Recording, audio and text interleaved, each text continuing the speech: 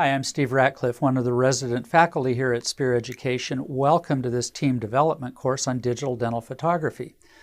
The purpose of this course is to introduce the entire team to the power of photography in helping your patients make choices to have better dentistry done. The objectives of this entire course are to understand why 6 images can help your patients choose better dentistry, understand what the 6 images are and why they're critical, understand what equipment and supplies we need to accomplish exposing the 6 images, and then we'll talk about how do we actually make those images. These are the 6 images that we're talking about. A natural smile, an image with the lips retracted and the teeth slightly apart, occlusal shots of both the maxillary and mandibular arches, and buccal images with the teeth slightly apart.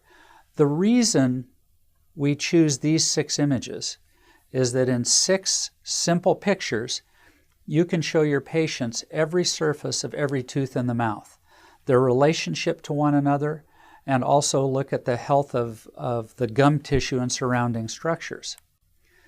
The equipment is really very basic, and one of the things that I think it's important for those of you who will be assisting during photography to understand is that photography is only useful if you actually take the pictures. And having a tray set up that is handy and always available so that you can be able to take pictures for any patient anytime is really important if you're going to integrate photography on a regular basis.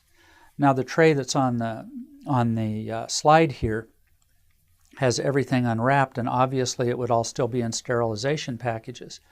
But it's important to keep everything together so that it's easy to grab, just as you would use a tub system for a composite so that you've got everything in that tub. The basic equipment that should be sterile and ready to go are retractors, and we'll use either metal or plastic retractors. People have different preferences, so it doesn't matter which ones you use, but you've got to have a set of retractors that can be sterilized. The image here shows both kinds. When you're using metal retractors, I find it helpful to buy the retractors that have 2 different sizes on either end. The same with the plastic retractors. That way you can use them for a variety of situations. You'll also want a selection of mirrors. Now, the mirrors that we use here at Spear Education are manufactured by a company called Photomed International. You can find them online, and the reason we like their mirrors is that they make a set of mirrors with handles on them. And when we actually get to the lessons where we're talking about how to expose the images, you'll see why those handles are important. They make it much easier to hold the mirror in place, and they can also serve as retractors. Some other equipment that you may want to have handy is a heating pad. Heating pads are handy to just keep the sterile mirror packets in when they're at chairside, because you can warm those mirrors up to mouth temperature, and when you put the mirror in the mouth, it prevents it from fogging. The other thing that you want to have handy is a sterile microfiber cloth. You use those for wiping down the mirrors, and the reason we use microfiber is that it won't scratch the mirror surface. Even though the mirrors are pretty sturdy, if you use something like paper towel or even gauze, you can actually create fine scratches in the surface of the mirror, and that can affect the quality of your photographs. And then, of course, you're going to want a clinical camera. Now, there are many different kinds of cameras that are made, and one of the things that we always recommend is to find a company that specializes in dental photography. As I said, we use a company called Photomed International, but there are other excellent companies out there who sell photographic equipment that is designed specifically for the dental office use. Now, there are 2 different basic kinds of cameras. The one on the left is called a point and shoot. It's the camera that most of us use when we're doing recreational photography. The camera on the right is a single lens reflex, or SLR camera. If you're getting really serious about photography, you want the camera on the right.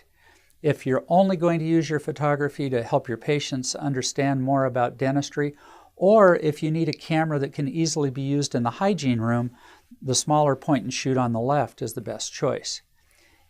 The important thing about buying your camera from a dental photography company is the support that you'll get when you do that. These particular cameras, when they come from Photomed, already have all of the settings preset. So literally, you can begin taking pictures as soon as you take the camera out of the box.